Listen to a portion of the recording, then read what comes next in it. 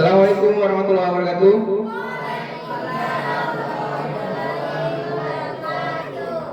Selamat pagi. Baik, kembali di pembelajaran IPA di kelas 9D. Sebelum belajar, seperti biasa ketua kelas pimpin dulu doanya.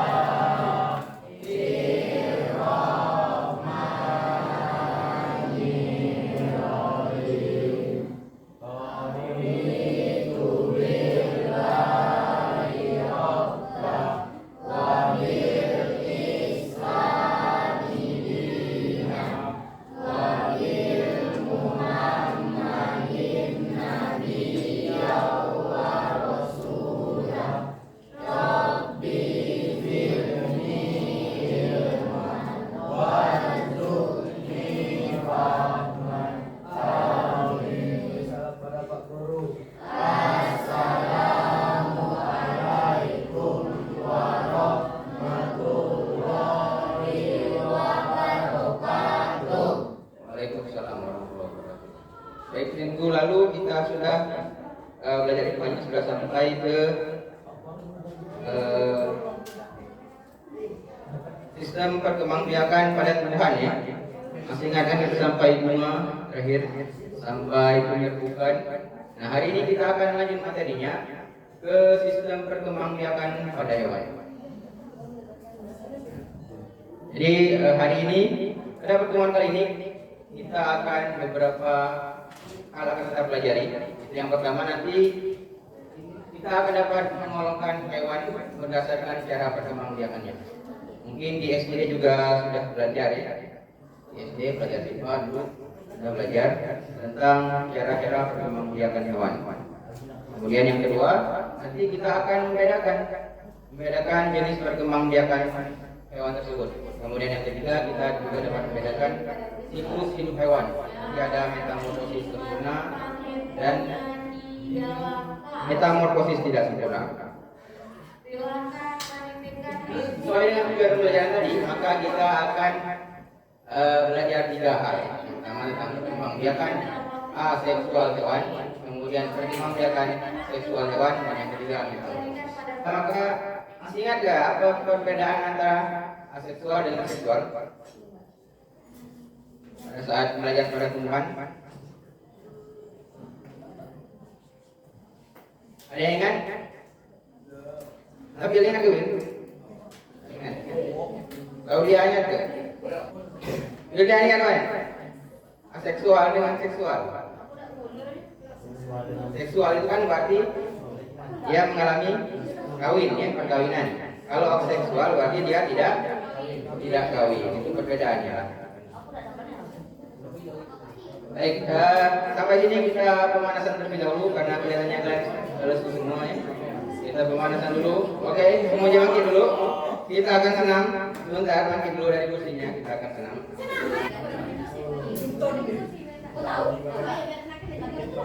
Ayo. Siapkan posisinya. Wildan. Bangkit dari. Oke, hadap ke dinding. Kita akan pemanasan terlebih dahulu ya. 3, 2, 1.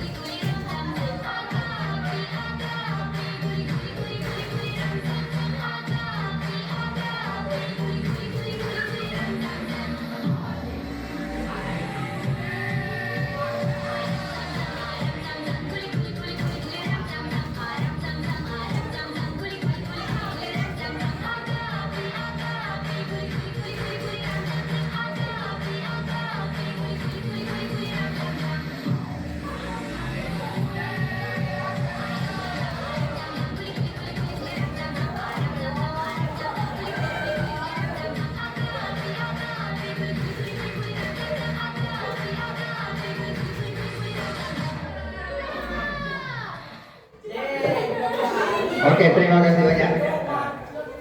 Nah, kelas segar ya. Biar kita tidak ngantuk ya pagi-pagi. Baik, yang pertama tentang perkembangbiakan aseksual pada hewan.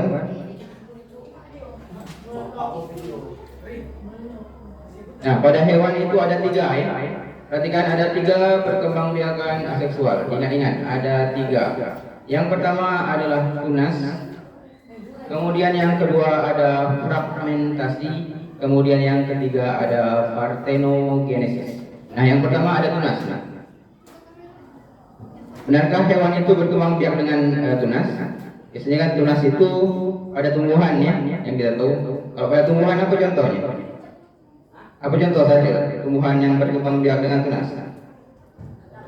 Nah, yang tahu? Luna tahu kan? Apa contohnya?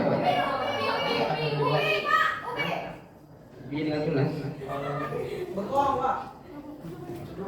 Kebanyakan tumbuhan memang dengan tunas ya. Contoh yang paling mudah kan pisang ya. Pisang itu dia tidak bisa berkembang biak dengan cara lain kecuali dengan tunas. Nah, hewan ini ada juga dia yang berkembang biak dengan tunas. Ini contohnya. Ini nama hewan di sebelah ini adalah hidra. Yang di layar ini yang namanya hidra. Bisa dilihat dia hewan ini sangat kecil, biasanya di air tawar. Kemudian di bagian bawahnya dia akan tumbuh bagian seperti ini. Yang atasnya kan ada tentakelnya. Kemudian dari bagian yang kecil ini akan tumbuh hewan yang baru nanti. Prosesnya seperti ini. Makhluk hidup pasti akan mengalami kematian suatu saat, bukan begitu? Namun, mungkin tidak semua, seperti yang bisa dilihat pada contoh hidra. Nama hidra diambil dari makhluk mitos dalam mitologi Yunani yang memiliki banyak kepala. Jika salah satu kepala hidra dipenggal, 2 kepala baru akan tumbuh menggantikannya, menghentikan neurotoksin yang paralitik ke dalamnya. Setelah berhasil menangkap mangsa, hidra menggunakan nutrisi dari mangsa tersebut untuk berkembang biak. Mereka juga bisa berkembang biak secara seksual, tetapi lebih seringnya mereka hanya menghasilkan diri mereka sendiri. Salah satu fitur menarik dari hidra. Jadi itu dari hidra ya, bisa berkembang biak dengan tunas. Contoh lain tadi ada Coelenterata dan sebagainya. Kemudian yang kedua ini kita akan lanjutkan yang kedua yaitu fragmentasi. Fragmentasi ini contohnya ini pada planaria ya, atau cacing pipih. Ini cacing pipih. Iya. Ini dia nanti cacingnya, dia bisa memotong tubuhnya sendiri. Nah, ini cacing yang awal nih. Dia membelah tubuhnya menjadi 3, mematahkan tubuhnya menjadi beberapa potongan. Kemudian bagian masing-masing bagian ini dia akan tumbuh lagi menjadi individu baru. Ini contohnya ada 3, dia motong 3, maka badannya akan menjadi seperti ini. Kemudian menjadi individu baru, kepalanya akan muncul dan yang bawahnya juga akan muncul. Begitu juga kalau kepalanya yang dipotong tadi, kepalanya akan tumbuh lagi di bawahnya. Begitu juga kalau di iPhone-nya dipotong, maka dia akan tumbuh lagi menjadi satu individu baru. Jadi kalau bisa potong 3, maka dia akan jadi 3. Dia bisa membelah diri atau fragmentasi. Contoh lain itu nanti ada spons sekarang, ini polifera. Kemudian bintang laut juga sama. Kalau dipotong maka dia akan tumbuh tubuh yang baru, sama seperti cacing pipih ini. Cara melakukan pembelahan pada bagian tubuhnya. Misalnya, kalau kita memotong cacing menjadi 2 bagian, maka dari sana akan muncul cacing baru. Mereka akan mengalami yang namanya proses ini tadi cacing planaria, dia membelah diri. Bagian tubuh yang hilang. Seekor cacing planaria bisa dipotong sampai 279 bagian dan masing-masing menjadi cacing planaria baru. Kok bisa? Meskipun cacing ini memiliki beberapa keunggulan, cacing ini sayangnya tidak mampu hidup di sembarangan tempat. Ia hanya tinggal di tempat yang cukup kandungan mineral dan nutrisi. Baik, kita kembali lagi ke tadi sudah 2 ya. Tadi sudah 2, yaitu tunas dan fragmentasi. Ingat ya, sudah 2 jenis perkembangbiakan aseksual pada hewan. Kemudian yang ketiga, kita akan lanjutkan ke parthenogenesis. Nah, ini parthenogenesis. Ini agak unik ya. Parthenogenesis ini sangat unik. Mengapa? Ini ada menunjukkan kemampuan suatu sel telur yang dihasilkan betina untuk berkembang menjadi individu baru tanpa dibuahi. Jadi ratu lebah ini ratu lebah, dia akan menghasilkan telur-telur ya. Kemudian telur yang tidak dibuahi maka akan menjadi individu baru, individu jantan. Yang dibuahi maka dia akan jadi lebah pekerja. Lebih lengkapnya, lebih jelasnya bisa dilihat di video berikutnya. Lebah serangga kecil yang kompleks. Pada usia sekitar 20 hingga 40 hari, lebah ratu bakal kawin dengan sekitar 10 hingga 20 lebah sekaligus. Jadi banyak ya, banyak yang jantannya. Sel sperma dari para lebah jantan itu bakal ditampung di organ khusus pada lebah ratu dan akan digunakan untuk bertelur seumur hidupnya. Ada dua jenis telur yang dihasilkan lebah ratu. Yang pertama, telur yang dibuahi lebah jantan akan menjadi lebah betina alias lebah pekerja. Yang kedua, telur yang tidak dibuahi akan menjadi lebah jantan. Dan lebah ratu dapat memilih telur mana yang akan ia telurkan. Lebah pekerja adalah lebah betina yang tidak memiliki kemampuan reproduksi sempurna seperti lebah ratu. Pada satu koloni, lebah pekerja merupakan populasi terbanyak, sekitar 98%. Pada usia 3 minggu pertamanya, lebah pekerja bertugas dalam sarang.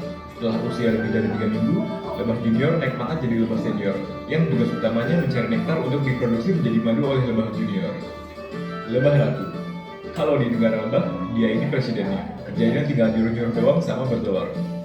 Apa sih yang spesial dari lebah ratu ini dibanding lebah betina lainnya? Gak ada. Nah, terus gimana cara lebah betina bisa jadi lebah ratu? Beda dengan sistem politik negara kita yang memilih pemimpin lewat pemilu, di negara lebah mereka punya cara spesial untuk memilih pemimpinnya, yaitu dengan cara nasal. Iya, nasal. Oke, jadi gini.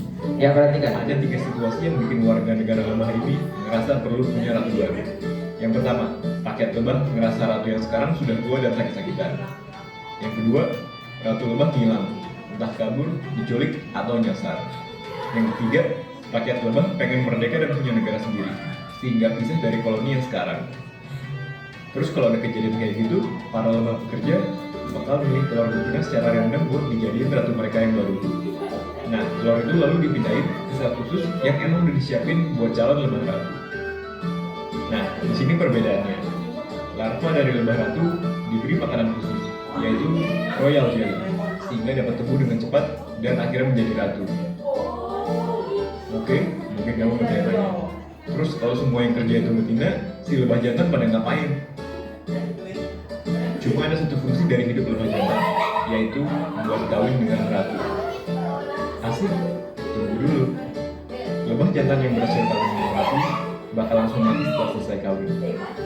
Keras. Kayak yang dibahas tadi, lebah jantan lahir dari telur lebah ratu yang tidak dibuahi oleh lebah jantan. Ini berarti lebah jantan cuma punya ibu, tapi mereka nggak punya bapak. Tapi mereka pasti punya kakek. Nah, ribet kan? Jadi lebah jantan seperti itu ya, gawainya cuma menikahi ratu tadi. Tapi sudah menikah dia langsung mati. Jadi ya begitulah kehidupan. Ada perannya masing-masing ya. Jadi tadi sudah 3. Apa saja tadi?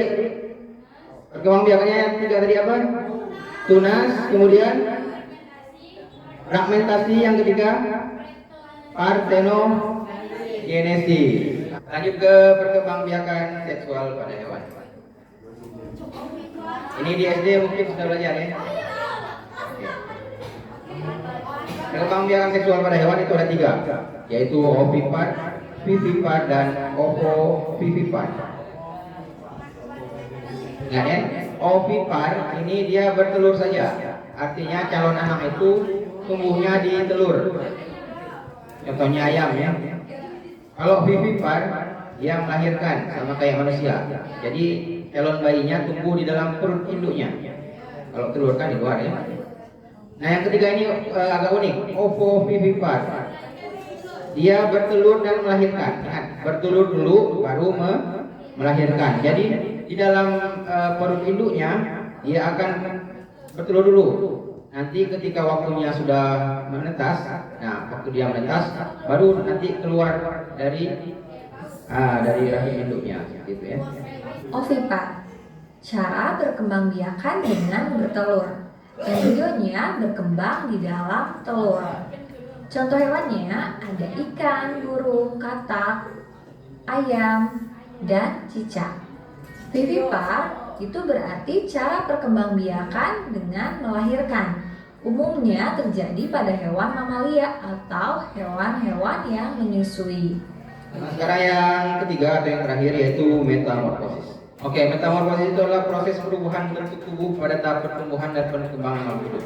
Tetapi tidak semua makhluk hidup mengalami metamorfosis. Nah, kemudian ini sampai dia di SD kayaknya lah umum ya, belajar di SD. Kemudian metamorfosis tidak sempurna, dia bentuknya tidak sempurna. Contohnya dari telur jadi nimfa, jadi dewasa. Dewasanya sama dengan nimfa bentuknya. Jadi bentuknya tidak terlalu banyak perubahan. Kalau kodokan jelas berubah ya. Dari mulai ada ekor, tumbuh kaki, kemudian kakinya nambah jadi 4, kemudian ekornya hilang, maka jadi katak yang berbeda dari bentuk yang kecilnya. Kalau belalang tidak ada, dari nimfa kemudian jadi dewasa, telur nimfa dewasa atau imago, ya dewasa itu imago namanya. Nah, dia tidak mengalami banyak perubahan bentuk. Jadi kayak gini lah dia. Tapi tetap dia namanya metamorfosis. Oke, sekarang saatnya kita lakukan penilaian. Silakan buka halaman web di Chrome, buka Chrome. Buka Chrome. Kemudian diketik di halaman webnya seperti ini. Ini. Nah ini .cc IPA 270824. Lalu di enter ya. Oke, ini ada beberapa lagi yang masuk. Johan, Gary, Adli ini. Ini Johan. Ini Gary, kemudian Adli. Yang sudah silakan tutup komputernya, kembali ke kelas. Yang sudah. Yang belum selesaikan dulu. Nanti ya biar dinilai.